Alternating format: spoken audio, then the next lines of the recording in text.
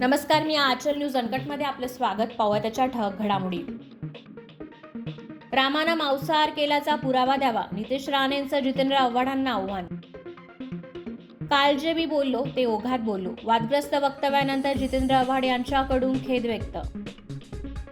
मुख्यमंत्र्यांच्या चर्चेनंतरही अंगणवाडी सेविका आंदोलनावर ठाम, चर्चा निष्फळ. शिर्डीतील शरद पवार गटाच्या शिबिराची आज सांगता, शरद पवार शिबिरात संबोधित करणार. शिर्डी नावाशेवा टोल फक्त 250 रुपये असणार, राज्य मंत्रिमंडळाच्या बैठकीत निर्णय.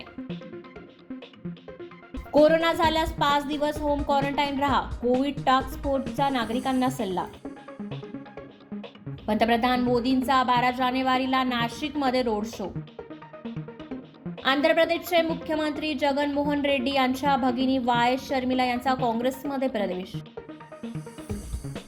बंगालच्या उपसागरात बाष्पयुक्त वारे, आठवड्याच्या शेवटी कोकणासह मध्य महाराष्ट्रात पावसाची शक्यता, हवामानाचा अंदाज. आणि डंकीने जगभरात गाजवलं बॉक्स ऑफिस, पार केला 400 कोटींचा टप्पा. धन्यवाद.